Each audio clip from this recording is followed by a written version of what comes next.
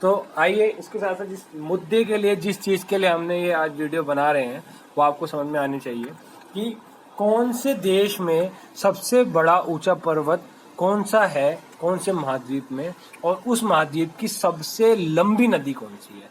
तो इसके बाद में हम आपको एक चार्ट के माध्यम से बताते हैं कि सबसे बड़ा जो पर्वत है किस महाद्वीप में कौन सा है, सबसे बड़ा देश कौन सा है, सबसे छोटा देश कौन सा है, और सबसे लंबी नदी उसकी कौन सी है। आइए हम मैप में आइए हम उस टेबल पे चलते हैं जो कि हिंदी में है। तो देखिए यहाँ पे विभिन्न महाद्वीपों में विशिष्ट के तौर पे यहाँ पे बताया गया है। हिंदी में बता रहा हूँ मैं आपको बहुत सरल से में।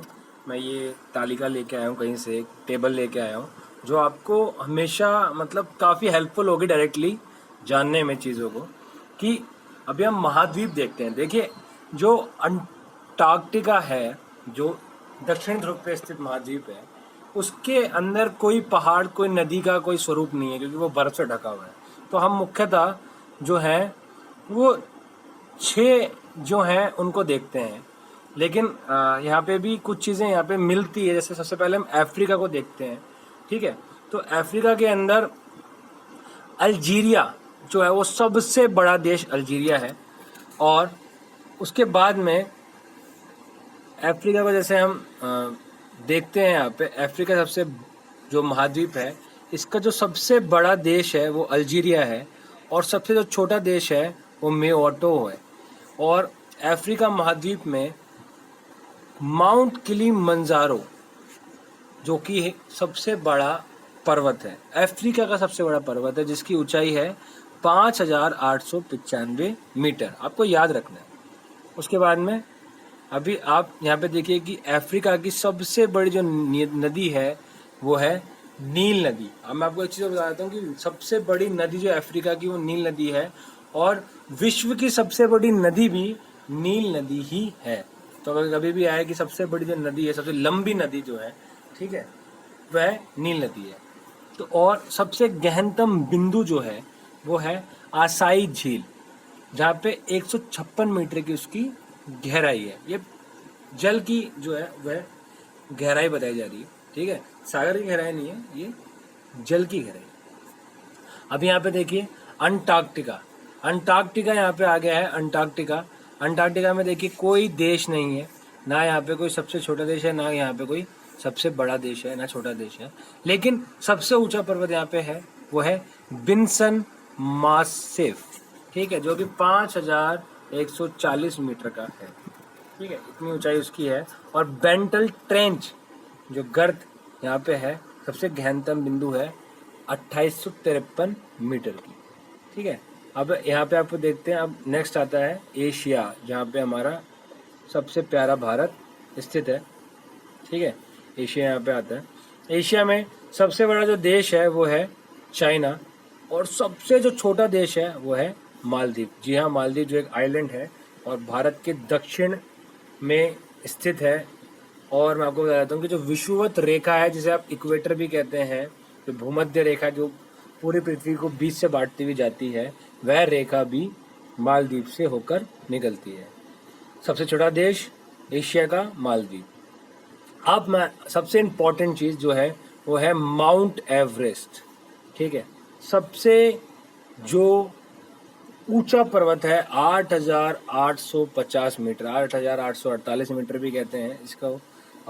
मुख्यतः 8848 मीटर कहते हैं। इसकी ऊंचाई जो है वह घटती बढ़ती रहती है समय के अनुसार। कुछ मिलीमीटर प्रत्येक वर्ष इसमें बढ़ते रहते हैं, लोग जिसे बताते हैं। तो ये जो अंतर्राष्ट्रीय स्तर पे जो इन सब चीज़ों को देखते हैं संगठन, वो इसकी निर्धारित करता है। बट हमें इसके आधार पे चलना है। अगर 8848 मीटर आ जाती है, 8850 मीटर आती है, तो भी हमें माउंट एवरेस्ट पे ही टिक करना है। ये वर्ल्ड की सबसे ऊंचा पर्वत है, सबसे ऊंची चोटी माउंट एवरेस्ट है। नेपाल में स्थित है। एशिया के अंदर जो नेपाल है उसमें स्थित है, जो दक्षिण एशिया में स्थित है, भारत के साथ लगा हुआ उसमें। और यांगसी नदी एशिया की सबसे लंबी नदी है। इसके अंदर जो गहनतम बिंदु है वो है डेड सी, 397 मीटर। आइए हम नेक्स्ट पे चलते हैं। ऑस्ट्रेलिया। ऑस्ट्रेलिया महाद्वीप के अंदर सबसे बड़ा देश जो है वह ऑस्ट्रेलिया ही है, और सबसे जो छोटा देश है वो है नूरू। इसमें सबसे ऊंचा जो पर्वत है वो है माउंट कोस्यूस्को, इसको कोस्यूस्को कह सकते हैं, 2228 मीटर का। और सबसे लंबी जो नदी है वो है मरे, और गहनतम बिंदु आयर झील 16 मीटर। तो आपको ये याद रखना है। यूरोप। आइए यूरोप में बात करते हैं। यूरोप सबसे बड़ा जो देश है वो रूस, वर्ल्ड का देश। लेकिन आपको बताता हूँ, जो रूस है वो ईस्टर्न यूरोप और नॉर्थर्न एशिया में लगता है, लेकिन जो रूस है वह हमें अपना जो स्थायित्व है, अपनी जो स्थिति है वो यूरोप में हमेशा दर्शाता है। तो इस आधार पे रूस जो है वो यूरोप में दिखा रहा है, और यूरोप का सबसे बड़ा देश जो है वो रूस है, और वर्ल्ड का सबसे बड़ा देश भी रूस ही है। सबसे छोटा जो देश है वो है वेटिकन सिटी।